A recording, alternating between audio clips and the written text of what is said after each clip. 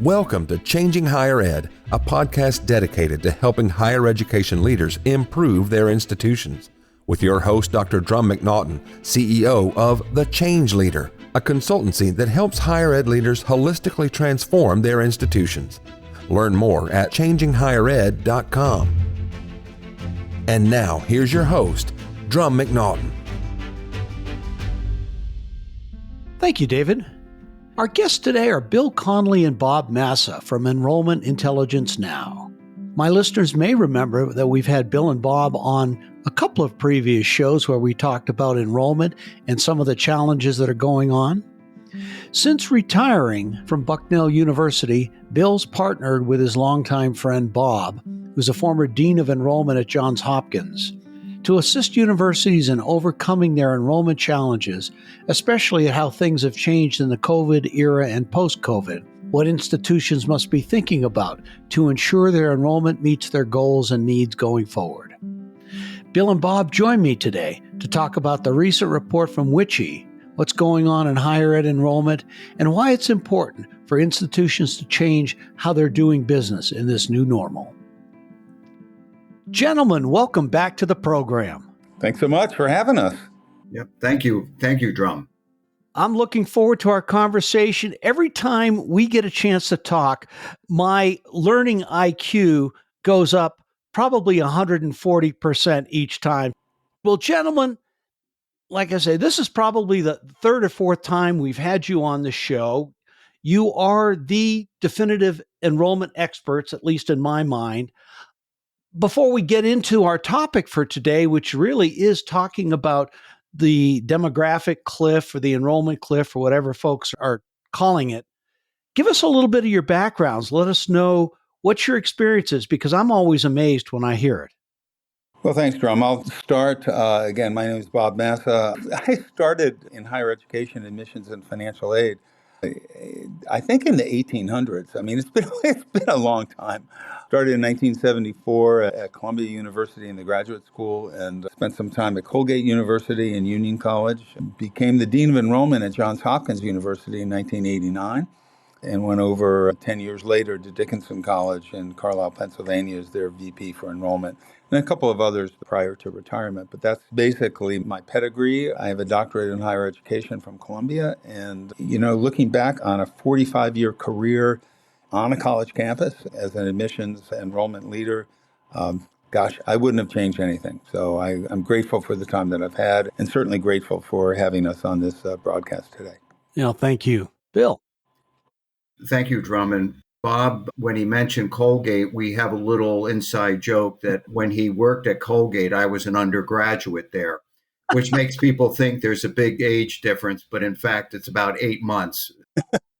I was a little slow getting out, but I started my career in 1980 after getting a master's at Harvard University and was at Lafayette College, Drew University, Case Western Reserve University, and followed Bob by a year or so as the dean of enrollment at Johns Hopkins University, and finished my career at Bucknell University in Lewisburg, Pennsylvania in 2020. And it was in that summer of 2020 that Bob and I formally founded Enrollment Intelligence Now and have been working with over 20 clients over the last 4 years. And always enjoy the opportunity to talk data and interpretation of that. Well, thank you, gents. You guys knew each other in part of your employment, correct? We never overlapped per se. We did have some common stops along the way, but This is the first time we've actually been working together. We worked together on projects for the National Association of College Admissions Counseling. Not that this is something that your listeners have to know, but in 1989, I tried to recruit Bill to Johns Hopkins. I had become the dean of enrollment. I tried to recruit him to become director of admissions. And darn, he decided to take the dean's job at Case Western. But he came back 11, 12 years later and became the dean at Hopkins. So we've known each other for a long time and respect each other's work. And we've traveled together. We've recruited together. We've done workshops together. And now, since 2020, we've been together as co-consultants and co-founders of Enrollment Intelligence Now. Well, it's nice to have colleagues like this. I've a few of them that I work with as well, who can finish your sentences for you. So thank you for that introduction. Really appreciate it. And it's nice to get to know you both as people as well as your enrollment counselors and consultants.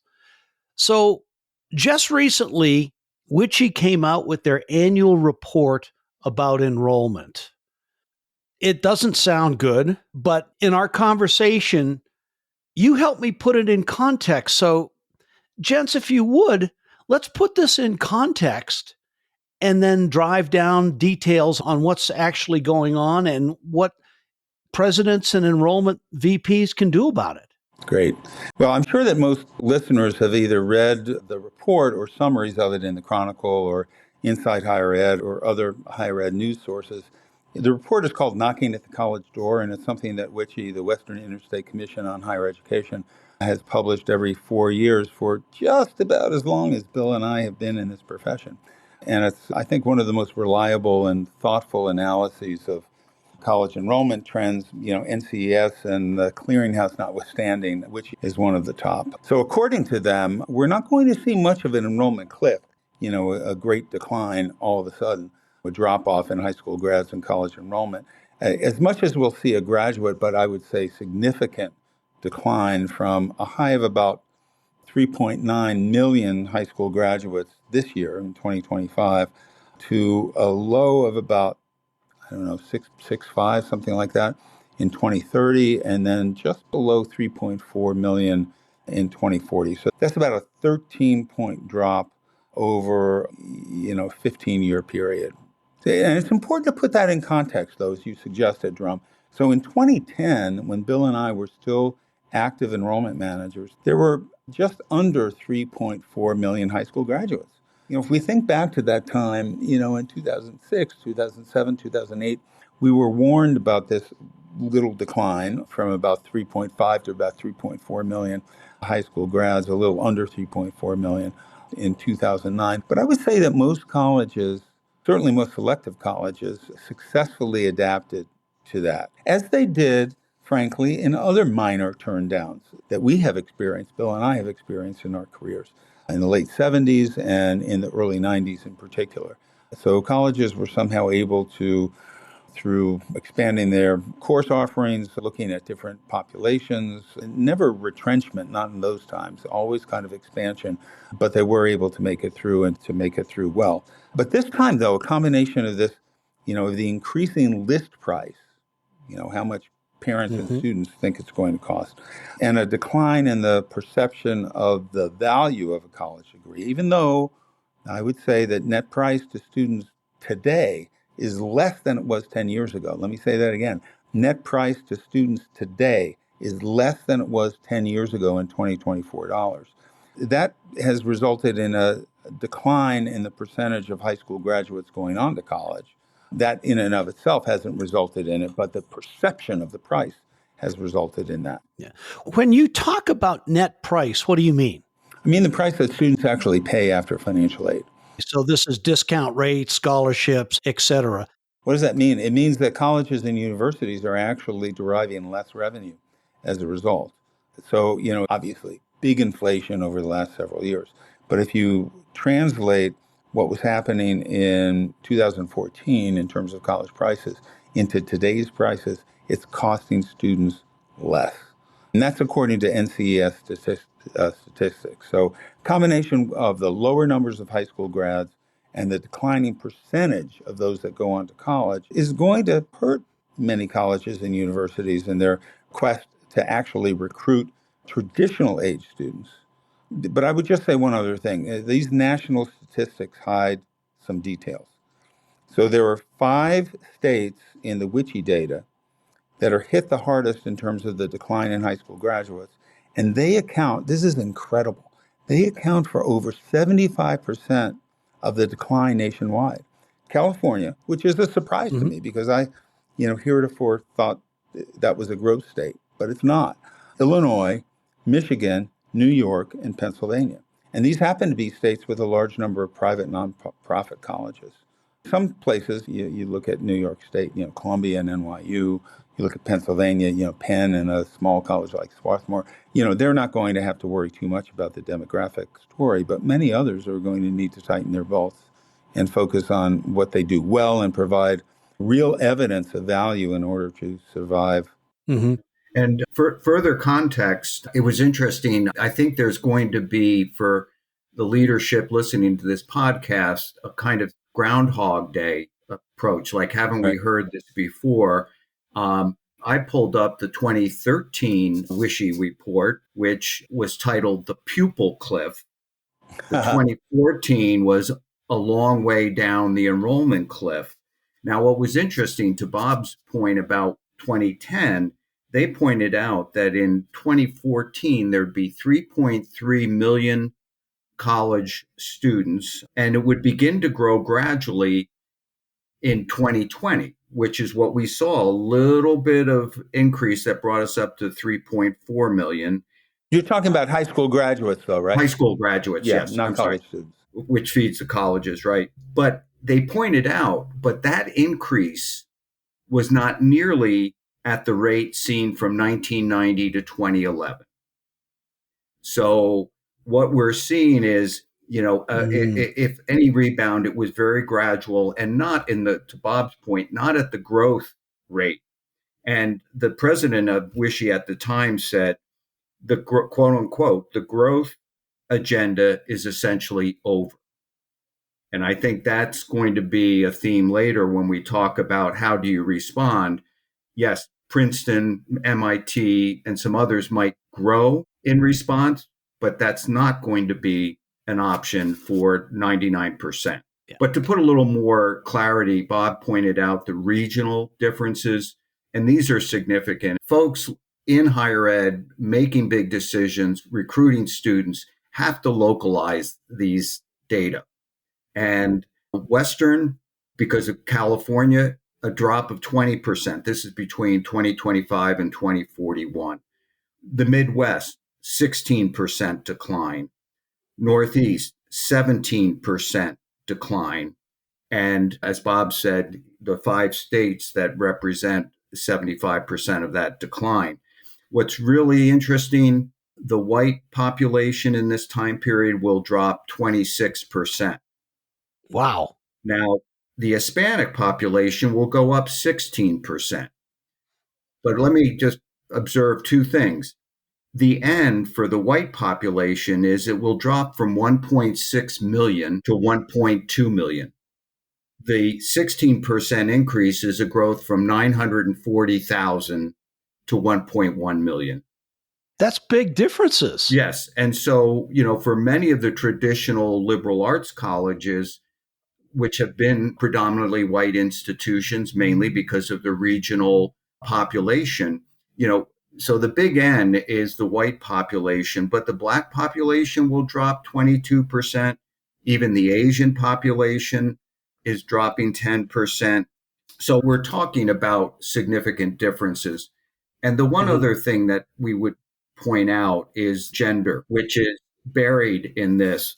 But the Pew report came out almost the day later, talking about the change from 1990 to 2024 in undergraduate enrollment.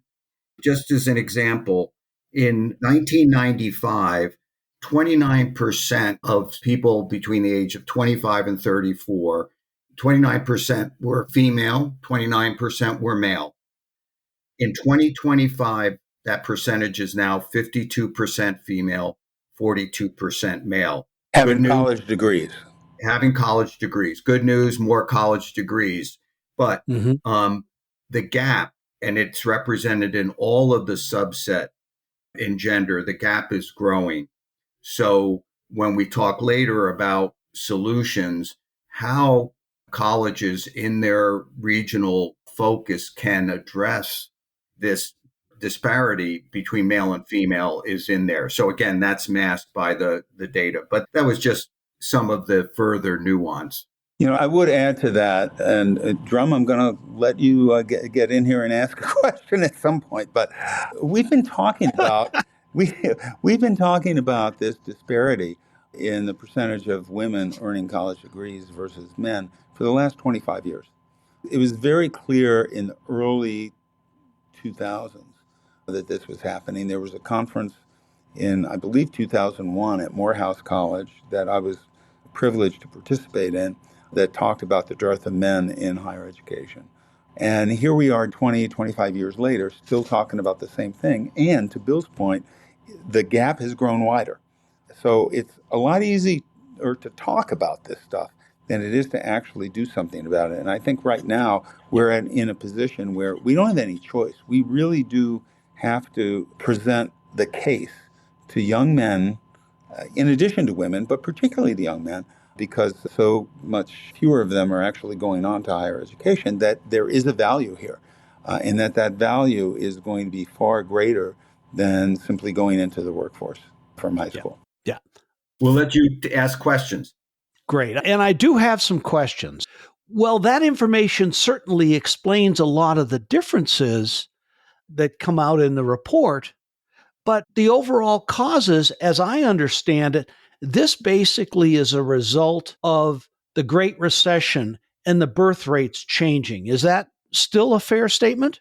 Yes, I think, between the Great Recession and the drop of fertility rate then, and we also, specific to what we're looking at for 2035 to 2040, it's the birth dearth of COVID. And what we're also seeing, and it's been going, not as steep as those two birth dearths, but a declining number of children being born in the U.S. Yeah. So with that, we've got Great Recession, which is what we're hitting now. We're going to have another one starting in around 2035, 2038, Correct. having to do with COVID. Right. So we're just going to see general declines. Yes. And I think the other factor that was interesting is that we saw a 5% drop in first year enrollment in fall 24. Mm-hmm. And it was differences between sectors. The largest percentage drop was in 4-year nonprofit private, I think, Bob, as I recall. Yeah, over 7%. Yeah. Right. And what's interesting, though, in that drop is yet high school graduation rates have been going up relative to the past. So what is that telling us? It's telling us that there's more students choosing not to go directly onto 4-year colleges. We also found, surprisingly, that the 2-year colleges have been really struggling since COVID. And you would have thought, well, that's where they're going, for the cost issue or whatever. But if they're not showing up at 4 years, they're not showing up at 2 years immediately after high school, what are they doing? We think they're pursuing employment, short-term certification programs, and what I call the universe of post-secondary education, which we often think is college and university, but it is a full arrangement. So I think we're seeing a significant decline in the percentage going directly on to 4-year colleges, which takes the bite out of that higher number graduating with a high school degree. Yeah. Now, is there a higher number graduating? Is the percentage of people graduating higher? The overall numbers are dropping because of the birth rate, though, correct? That's right. That's correct. But within that, as a percentage, they're growing in high school, but it's not being translated into a representative increase in first year enrollment. And that's where, I think the issue of student debt, Bob pointed out the elephant in the room, which is the declining perception of the value of higher education. And is that the males who disproportionately large numbers do not go straight on to college? And are they more susceptible to the message of the quick dollar, for an employment opportunity and forego the investment to earn more over a lifetime? So I think those things are coming into play. There was a book that was written, probably 14 or so years ago now, I think 2010, by a journalist named Richard Whitmore. And the book is called Why Boys Fail. And I would commend that to your listeners, Drumm, because it really looks at some of the underlying factors of education for young boys, young men, and basically why it's not working in terms of going on to further education levels. His thesis there really is that the perception of education for young men is that it's sort of useless. You know, you're not teaching me real life skills. And I'm not advocating that, high schools should change their curricula as a result of this. But it is a book that I think people would enjoy reading. I think. Appreciate that. That does bring up some interesting questions with this going on, the enrollments dropping, et cetera. Obviously, it's pipeline in versus pipeline out is part of the issue. But there's other factors going into this, i.e., the perception of value of college. You just hit on this, Bob, in talking about this book, is men don't feel like they're really learning anything in that. Yeah. Higher ed is changing a bit. They're becoming far more workforce oriented. Mm-hmm. I think that's an important thing for them to be doing. But you still got this perception because of price, because of cost, the debt, et cetera, et cetera. Talk to that just a little bit, if you would. Yeah, well, I think, as I hinted earlier, college is actually less expensive today on the average than it was, 15, 18 years ago. The average net price that students and family paid in 2006 was about $19,000 a year. And the average price today is about $16,500 a year. Now, that doesn't speak to, the Ivy League and top expensive institutions. The average hides a multitude of sins there. But the fact is that the net price after financial aid is lower. I think that speaks to the fact that we're not doing a very good job articulating the progress that we've made overall in making college affordable. However, the next step in that is, all right, what do I get for whatever I'm paying? Right? Mm-hmm. And how does that manifest itself into my career afterwards? And I think it's very, very clear that the work that colleges can do to help students, either through internships or alumni networking or whatever it is, to actually get a foot in the door to a job, to a career that is going to be fulfilling, I think that's absolutely critical. Colleges and universities that spend a lot of time and a lot of print space and a lot of digital space on career planning, career internships from day one, once students get there. Those are the institutions, I think, that are going to see their enrollments bolstered as a result. I would, at a tactical level, I think I'm concerned that we have been using outmoded semantics, the major one being liberal arts.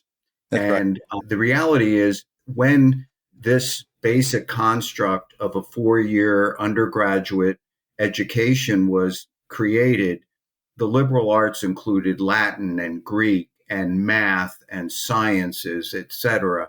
And it was a reasonably good title for this concept.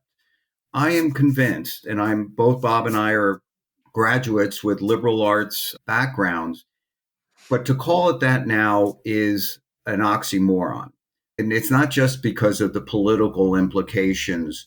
It's literally, we need, and if you're a small liberal arts college in the Northeast, I would exhort you to think about how you can change your descriptor, your mission to provide not liberal arts, but an education, as Bob worked at Dickinson, they have a useful education. Yeah, Benjamin Rush. Yeah, Benjamin Rush. And that's 1783, by the way. Yeah, right, because he was observing that the liberal arts was a useful education. Yes. Well, it's also interesting that when I look at my own education, I was a physics major for my undergraduate. Not that I was particularly smart, but that was what I really enjoyed doing. Well, not only did I have mathematics and science and physics and all these other things, but we also were required to take what we called the bull courses: English, literature, law, different things for a well-rounded education. I think, and previous guest, Jeremy Young from Penn America, he made a great statement. He said, higher ed needs to combat as a larger entity, not individual institutions. They need to combat this perception that there isn't value in a college education. We've not done a good job with that. You talk about it very well, quote, liberal arts, but liberal arts, people have interpreted that to be history. What are you going to do as a history major or even political science, right. philosophy? Exactly. But there are a lot of good things that you can do with that degree. It needs to be more balanced degree and preparing people for the workforce, not only their first job, but for their full career, to where they have that inquiry, that gene that says, hey, I want to learn more about this. Well, I think the idea has always been that having a college degree, regardless of the major, was primarily a statement that you, A, made a commitment, you have follow through, you have been disciplined to learn in various ways. And so I think those are still incredibly valuable. That's valuable collateral. But again, I agree with the broad, whether it's association level or whatever, this changing the perception. But I just think every institution must do a better job individually differentiating themselves from the pack and providing data about usefulness. And I would just, again, say that if you continue to use the shorthand of liberal arts, you're probably creating your own headwind. Oh, absolutely. I do want to jump into what presidents and institutions can do about this, because there's a serious situation that is unfolding, and there's going to be more people than not who end up getting run over by it. Yeah. And I think Bob has always some wonderfully well thought out and strong positions on the solution set. Let me just simply remind listeners that there's not a universality of application to these solutions. In our mind, there are kind of three clusters in higher education. You have the upper range, and we alluded to them earlier. We have the Ivy Plus, about 80 to 90 colleges whose admit rate is south of 15%, who have high rankings in prestige, aka U.S. News and World Report, and they're driven by very high endowments. We also have a set of what they call public Ivies, University of Michigan, Virginia, Berkeley, UCLA.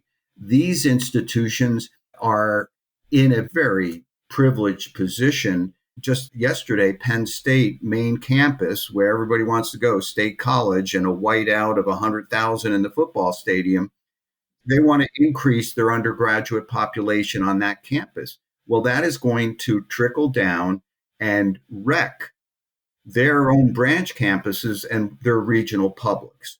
So you've got that group, and then what I call a growing middle class of institutions, public and private, that at one time had pretty strong admission situations, admitting maybe 1 out of 3, and now they're out 1 out of 2 or 3 out of 4, and they're discounting 60, 70%.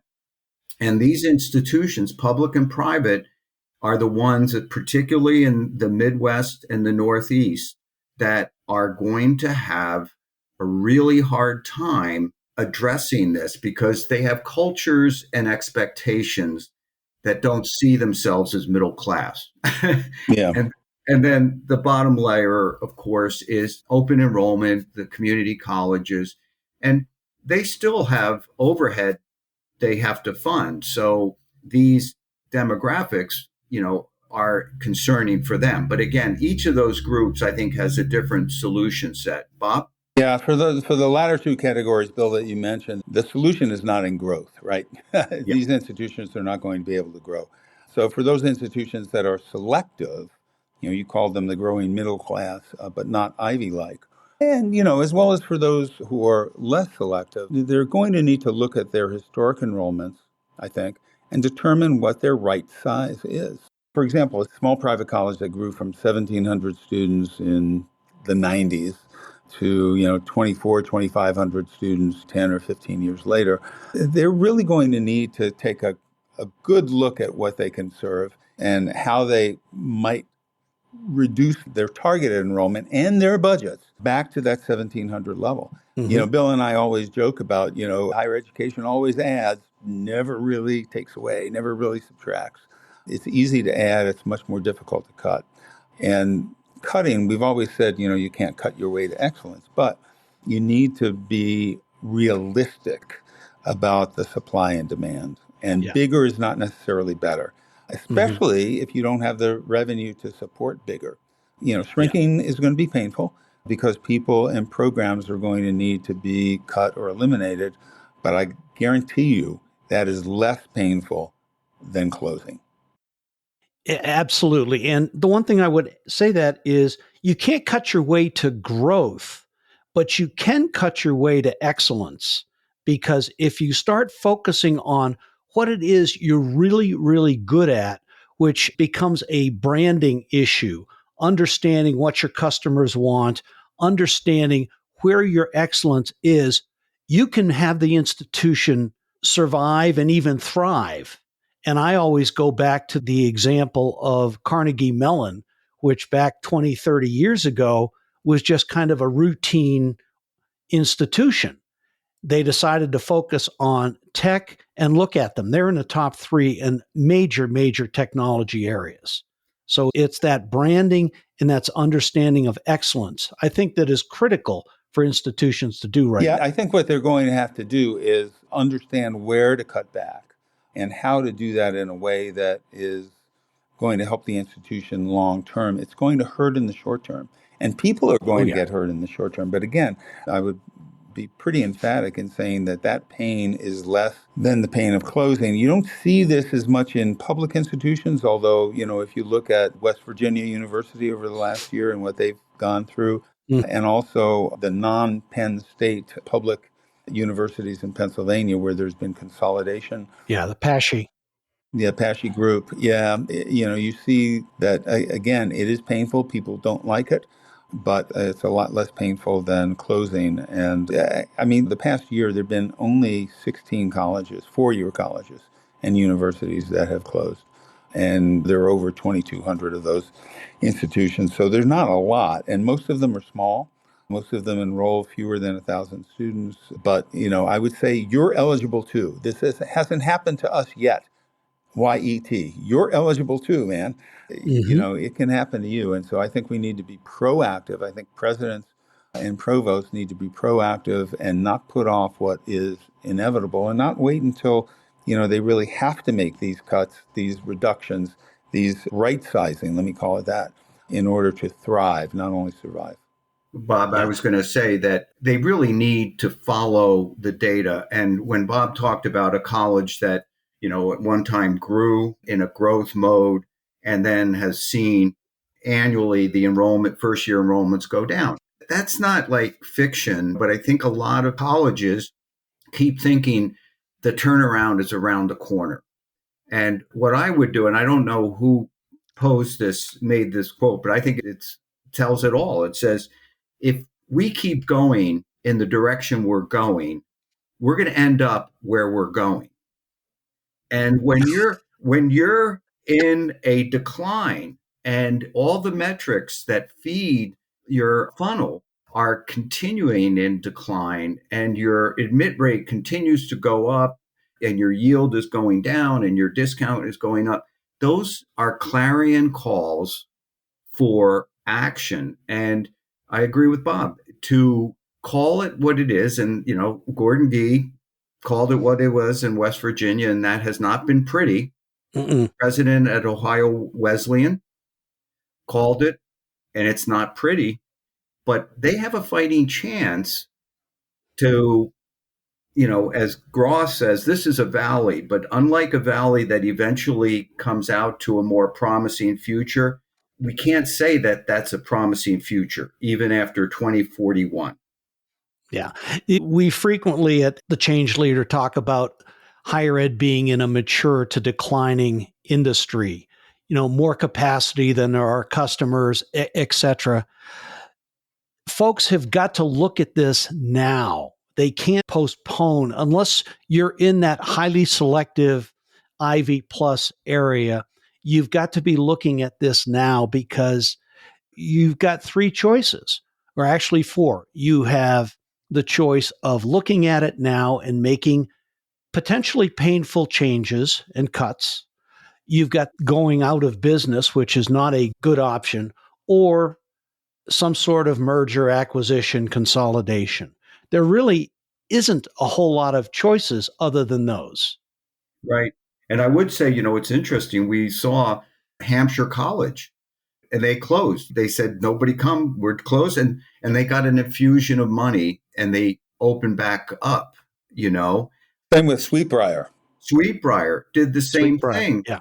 But, that's a Band-Aid. And I think clearly they did it.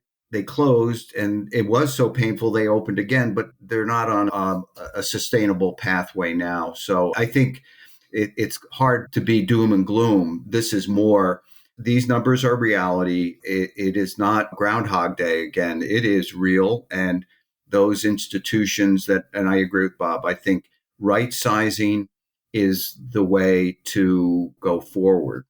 And I think there are other things, certainly, that colleges and universities can do. But I think primarily they have to look at their historical market, look at the projections going forward, and then determine the right enrollment, not to meet their current budget, but the right enrollment that they can recruit and sustain in this declining market, and then develop their programs and budget around that. All too often, institutions, and this has been throughout my career, this is not new, set their budget based on what they want to do and then try to figure out how to pay for it. And I don't think that can happen anymore. One other thing certainly is to look at non-traditional students. I mean, there's some, I don't know, depending on who you believe, some 36 million or so former students out there that haven't completed a college degree. And, even if we can get 20 or 25% of them to re-enroll and finish their degree, that would make a huge impact on enrollment numbers. But are colleges and universities flexible enough to offer classes when these non-traditional students need them? I mean, that would be a major shift for some colleges. But again, faced with the prospect of closing, if they're unwilling to change, some of them might just go after that cohort. Yeah. It's like Welsh from GE said, Yeah. If the rate of change in the outside of your institution is greater than the rate of change inside, you're headed for the cliff. Mm-hmm. Perfect. So, yeah, perfect. Gentlemen, this has been a fascinating conversation for me. I appreciate your time so much. 3 takeaways for university presidents and boards. What should they be doing to ensure their institution stays sustainable? I would collectively do 3, and I'll take the offense and do the first one.